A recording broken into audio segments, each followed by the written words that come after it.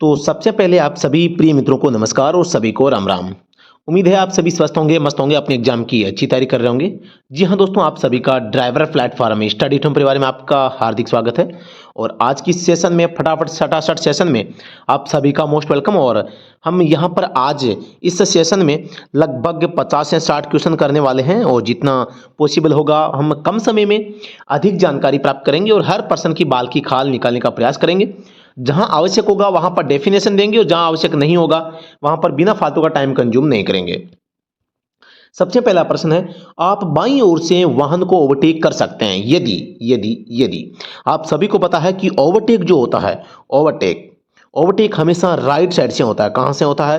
Right side से होता है। लेकिन इसमें लिखा है कि आप लेफ्ट साइड से ओवरटेक कब कर सकते हैं। सीधे साधारण शब्दों में मैं बात करूं, यहां पर आपकी कोई गाड़ी जा रही है और आप इसके पीछे जा रहे हैं, तो आगे जा रही गाड़ी अगर राइट में मुड़ने का इशारा कर दे तो आप इसके लेफ्ट से भी इसको ओवरटेक कर सकते हैं। कंडीशन ये है, आगे चल रहा वाहन अगर राइट में मुड़ने का संकेत करे तो यहां पर आप इसके लेफ्ट से भी ओवरटेक कर सकते हैं। तो यहां पर इस प्रश्न में जो आंसर सी है राइट आंसर हो जाएगा।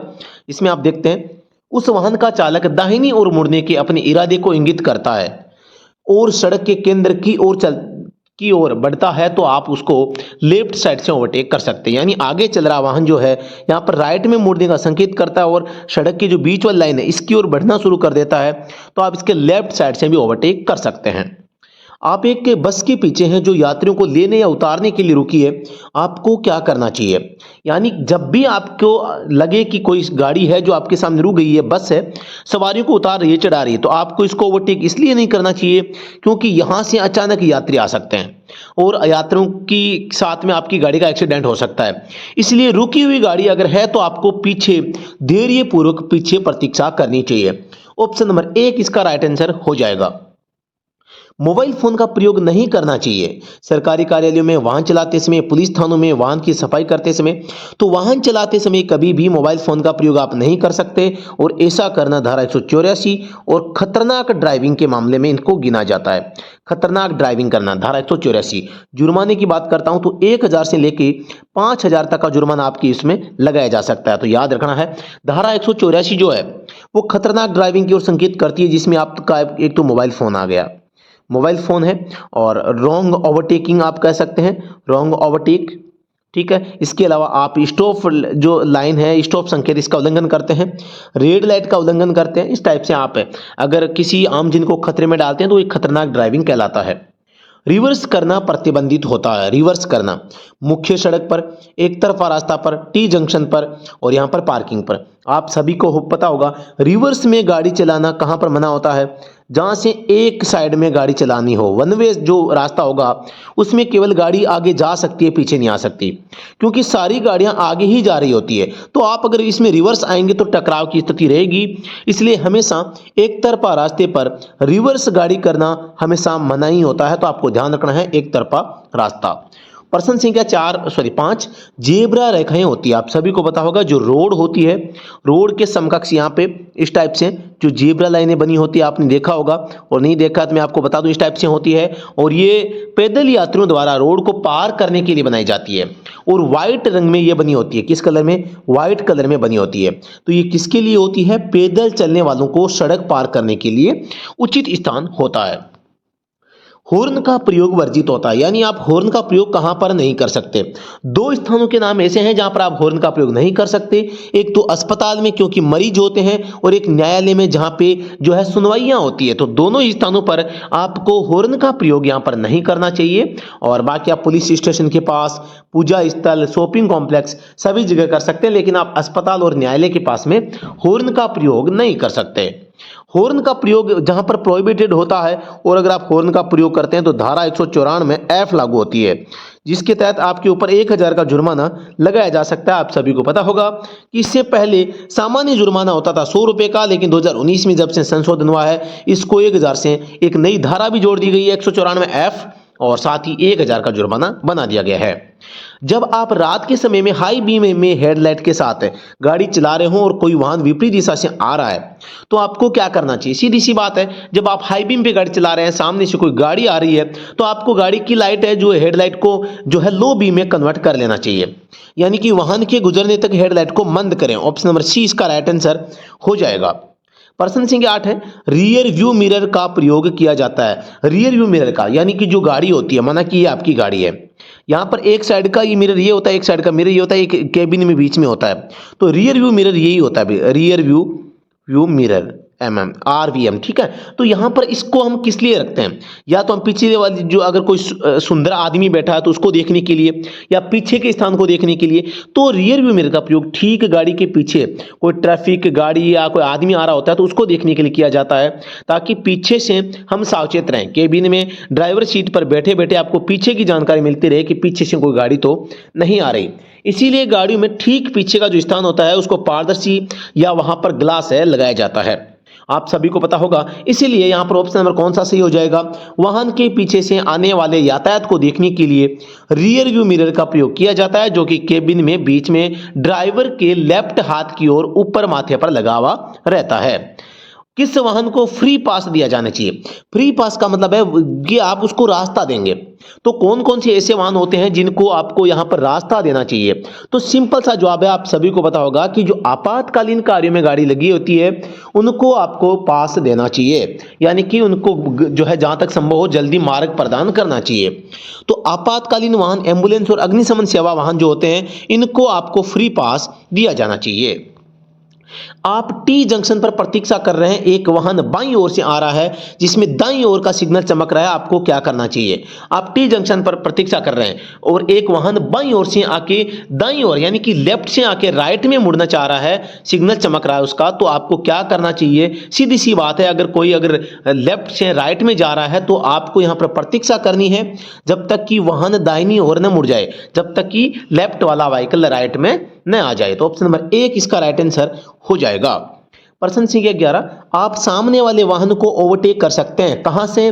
पहला प्रश्न आया था कि आप बाईं ओर से यानी कि लेफ्ट साइड से ओवरटेक कब कर सकते हैं, लेकिन यह है कि सामान्यतया आप किसी वाहन को जो आपके सामने चल रहा है उसको ओवरटेक करते समय आप किस दिशा का प्रयोग करेंगे, आप सभी को पता होगा, हम राइट साइड को इस्तेमाल करते हैं, यानी वाहन की दाईं ओर से। Option number A right answer हो जाएगा।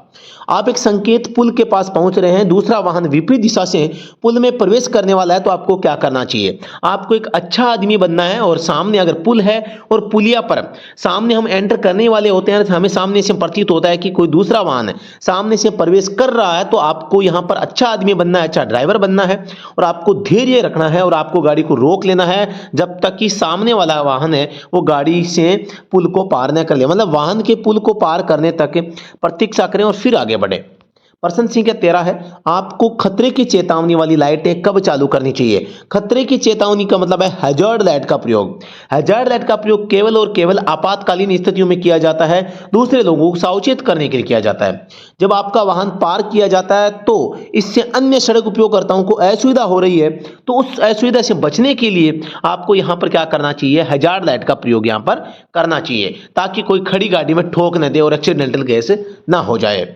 प्रश्न संख्या 14 है, जब सड़क टूटी हुई सफेद रेखाओं से चिन्हित हो जाती है तो आपको क्या कर सकते हैं। यहां पर आप सभी को पता होगा कि ट्रिक नहीं बदलना, वाहन रोक देना, वाहन पार्क करना, यदि आवश्यक हो तो ट्रिक बदल सकते हैं। अगर डॉटेड लाइन है तो माना कि ये सड़क है और यहां पर इस टाइप से डॉटेड अगर व्हाइट लाइन है तो इसका मतलब है कि आप इसको पार कर सकते हैं और ट्रिक बदल सकते हैं। प्रश्न 15 है, ओवरटेक करना मना होता है, कहां पर मना होता है यह आपको बताना है। जब सड़क को सफेद रंग में टूटी केंद्र रेखा से चिन्हित हो, जब वाहन खड़ी पहाड़ी पर चलाया जा रहा हो, जब सड़क को पीले रंग में एक सतत केंद्र रेखा को पार करके, और उपरोक्त में से कोई नहीं। तो यहां पर मेन इंपॉर्टेंट है, जब आप किसी भी चढ़ाई पर चढ़ते हैं तो आप किसी भी गाड़ी को ओवरटेक नहीं कर सकते।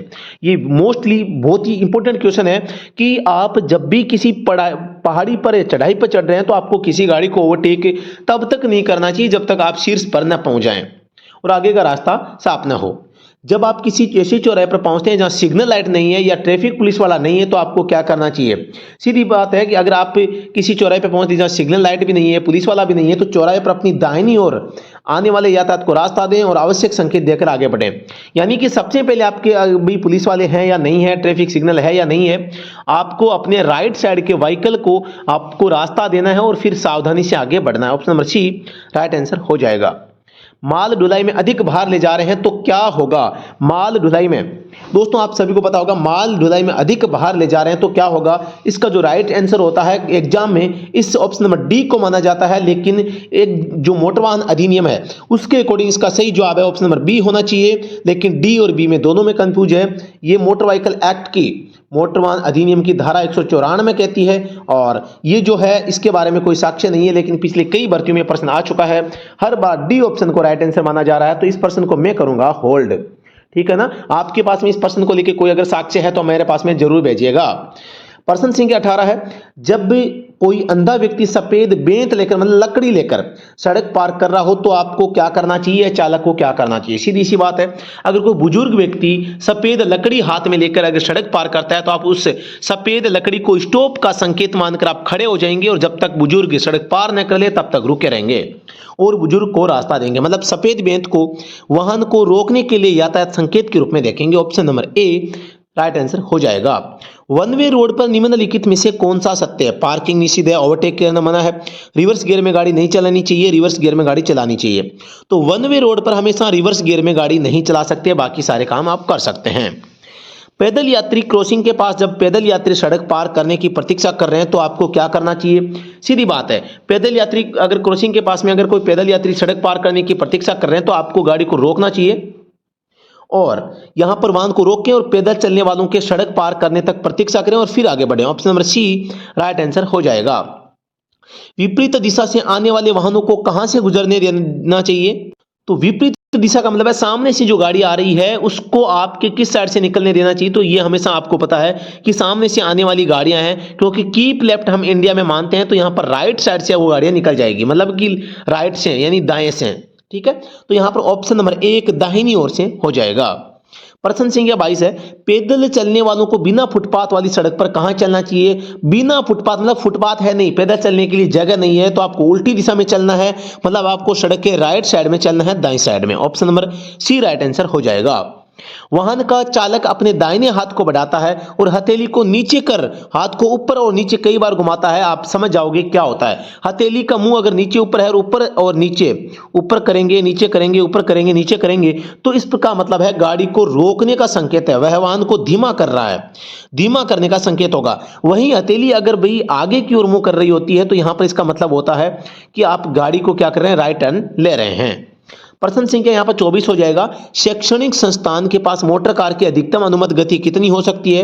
तो कोई भी स्कूल हो, कहीं पर काम चल रहा है, किसी आप खराब वाहन को टो करके ले जा रहे हैं, आप किसी जानवर को ढो रहे हैं, आगे काम चल रहा है, कोई सेना का जुलूस निकल रहा है, कोई आंदोलन चल रहा है, दंगा फसाद चल रहा है, तो गाड़ी की मैक्सिमम स्पीड जो ऑप्शन नंबर बी 25 किलोमीटर प्रति घंटा की हो सकती है।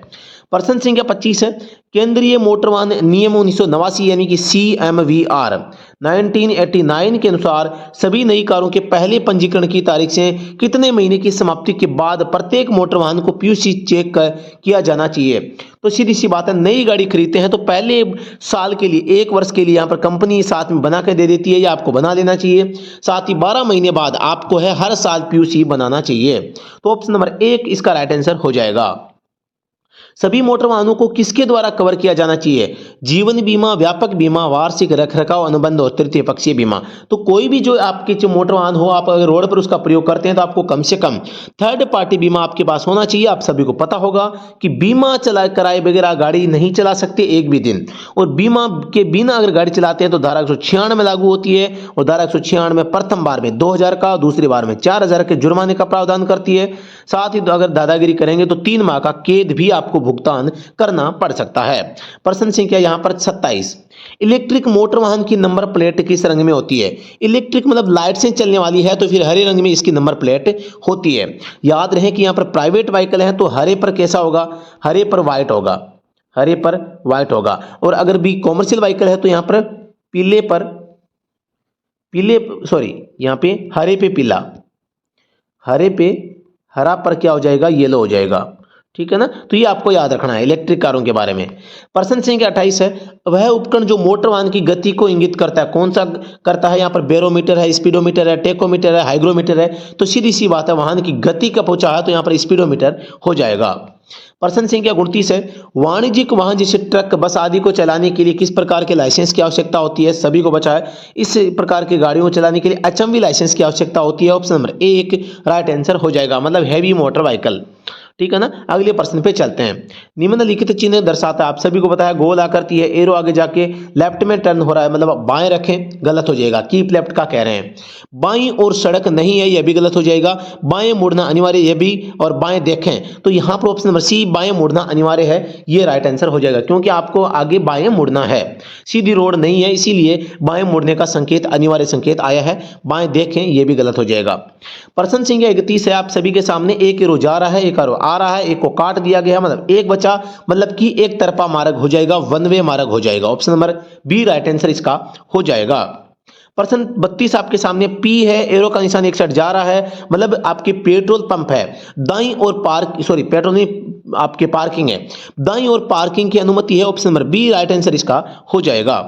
प्रश्न संख्या आपके सामने 33 है, और यहाँ पे आगे से संकड़ा है, बीच में से पतला है, फिर से चौड़ा है, मतलब आगे संकड़ा क्या है? आगे संकड़ा रास्ता है। और ऑप्शन नंबर, संकड़ा रास्ता नहीं होगा भाई, संकड़े रास्ते में क्या होगा? संकड़े रास्ते में आगे से संकड़ा, फिर यहाँ से चौड़ा, यहाँ से ये ऐसा रहेगा। और संकड़ा पुल जो होगा दोनों साइड से चौड़ा होगा, बीच में से पतला होगा, तो इन दोनों में फर्क है, तो आगे संकड़ा पुल है। Option number C right answer हो जाएगा। यहां पर 50 बनाए गए हैं और एक गोल आकृति में है, तो मतलब कि मैक्सिमम गति सीमा है, आपको 50 या 50 की जो गति, इससे ज्यादा गति पर गाड़ी को किसी भी हालत में नहीं चलाना चाहिए, मतलब वाहन 50 किलोमीटर प्रति घंटा से अधिक न चलाएं। ऑप्शन नंबर एक इसका राइट आंसर हो जाएगा, मैक्सिमम गति सीमा को बताता है। यहां पर पी है और नीचे एक टैक्सी बनाई हुई है, मतलब कि यहां पर कार या टैक्सी के लिए पार्किंग होती है। प्रश्न संख्या 36 आपके सामने है, एक एरो आगे जाके लेफ्ट में मुड़ता है, गोल आकृति में क्रॉस कर दिया जाता है, मतलब कि बाएं मुड़ना निषिद्ध है, मतलब बाएं मुड़ना यहाँ पे मना किया गया है, आप नहीं मुड़ सकते। यहाँ पे रेस्ट्रिक्शन एंड का संकेत आया है, मतलब कि गति प्रतिबंध का अंत। ऑप्शन नंबर सी इसका राइट आंसर हो जाएगा। रेस्ट्रिक्शन एंड का संकेत, इसको आदेशात्मक संकेत है, जो कि एक गोल आकृति में होता है। यहाँ पर एक गोल आकृति में संकेत है, जो कि आगे भी जा रहा है और एक साइड में भी जा रहा है, मतलब कि राइट में भी जा सकते हैं और सीधे भी जा सकते हैं, तो यहां पर अनिवार्य रूप से आगे बढ़े या दाईं ओर मुड़े। ऑप्शन नंबर सी इसका राइट आंसर हो जाएगा। प्रश्न संख्या 39 है, यहां पर एक त्रिभुज के अंदर क्रॉस बना हुआ है, क्या बना हुआ है? त्रिभुज के अंदर क्रॉस बना हुआ है, मतलब कि आगे क्या है? आगे कोई चौराया है, मतलब कि आगे क्रॉस रोड है। Option number B right answer इसका हो जाएगा। प्रश्न संख्या 40 है, अपने वाहन को नीचे की ओर ढलान पर पार्क करते समय हैंड ब्रेक लगाने के अलावा कौन सा गियर लगा होना चाहिए? अपने वाहन को नीचे की ओर ढलान पर पार्क करते समय, मतलब आप नीचे की ओर गाड़ी ला रहे हैं, तो यहां पर आपको रिवर्स गियर डालना चाहिए। Option number D right answer हो जाएगा। प्रश्न संख्या 41 है, प्रश्न संख्या 41 है, निजी वाहन में ले जाने के लिए अनुमत यात्रियों की संख्या किसमें दर्ज होती है? कोई सी भी गाड़ी हो, तो अगर प्राइवेट गाड़ी है उसमें कितनी सवारी बैठ सकती है, तो उसका विवरण जो होता है, कोई सी भी गाड़ी हो उसमें कितना तो लोड है, कितना उसकी सवारियों की कैपेसिटी है, ये सारी चीजें आरसी में लिखी होती है। आरसी का मतलब रजिस्ट्रेशन सर्टिफिकेट, मतलब पंजीकरण प्रमाण पत्र में ऐसा उल्लेख है, वो किया जाता है। प्रश्न संख्या 42 है, मोटर वाहन अधिनियम 1988 की धारा 113 के अनुसार चालक को वाहन कब नहीं चलाना चाहिए? आप धारा 113 के अकॉर्डिंग कब वाहन चलाने से मना कर देंगे? जब आपकी गाड़ी ओवरलोड होती है। धारा 113 जो है यहाँ पर ओवरलोड के संबंध में उल्लेख करती है, तो ऑप्शन नंबर सी ले जाने के लिए अनुमत वजन से अगर अधिक वजन है, तो यहाँ पर आप ओवरलोड के चक्कर में गाड़ी को चलाने से मना कर सकते हैं। लर्नर लाइसेंस की वैधता होती है, आप सभी को पता होगा कि मोटर वाहन अधिनियम जो है, इसकी जो धारा 8 है, इसमें लर्निंग लाइसेंस दिया जाता है, जिसके लिए अप्लाई आप फॉर्म 2 में और जारी 3 में किया जाता है। वैलिडिटी इसकी 6 माह होती है। Option number B right answer इसका हो जाएगा। अगले प्रश्न पे चलते हैं। प्रश्न संख्या आपके सामने 44 है, और आप एक परिवहन वाहन को कैसे पहचान सकते हैं? परिवहन वाहन का मतलब है कॉमर्शियल व्हीकल है, मतलब कि नंबर प्लेट कैसी होगी? येलो होगी, और येलो पे ब्लैक होंगे, तो मतलब टायर के आकार, वाहन का रंग, वाहन की नंबर प्लेट, वाहन की स्टीयरिंग को देखकर, तो वाहन की नंबर प्लेट को देखकर आप कॉमर्शियल वाहन की पहचान कर सकते हैं, क्योंकि उसका नंबर प्लेट का जो रंग होता है येलो होता है और अंक और अक्षर ब्लैक में होते हैं। अगले प्रश्न पे चलते हैं। एक नई कार के लिए एक मुश्त कर कितने वर्षों के लिए होता है? तो नई कार खरीदेंगे तो वन टाइम टैक्स जो होता है उसकी बात हो रही है, तो वन टाइम टैक्स 15 साल के लिए पे किया जाता है, लेकिन कॉमर्शियल व्हीकल का जो होता है प्रत्येक साल आपको टैक्स पे करना होता है। बिना गियर वाली मोटरसाइकिल चलाने का लाइसेंस प्राप्त करने की आयु क्या है? बिना गियर की बात आई है, तो यहां पर आप सभी को 16 वर्ष बताना है। Option number C right answer हो जाएगा। और अगर यहाँ 50 सीसी से कम की बात आती तो भी 16 साल होता, और 50 सीसी से अधिक दोस्तों कोई गाड़ी है, इंजन है, तो यहाँ पर आपको 18 वर्ष होने के बाद आप लाइसेंस के लिए अप्लाई कर सकते हैं। चलते समय वाहन से उतरना और चढ़ना क्या हो सकता है, जब आप गाड़ी की चल रही होती है, वो चलती गाड़ी में अगर आप उतरते हैं चढ़ते हैं तो सभी वाहनों में प्रतिबंधित होता है, और आपको ऐसा नहीं करना चाहिए। ऐसा करना जो है खतरों से खाली नहीं होता। यहाँ पर आपको ध्यान देना है, पर्सन संख्या यहाँ पे 48 है। पर्सन संख्या 48 आपके सामने आ चुका है। यदि किसी ऑटोमोबाइल के ट्रांसमिशन सिस्टम में क्लच लगा हो तो क्या होगा। क्लच लगे होने का मतलब है यहाँ पर स्प्रिंग जो है, स्प्रिंग प्रेशर क्लैंप घर्षण प्लेट को प्रेशर प्लेट और फ्लाईव्हील के बीच में जकड़ी रहती है।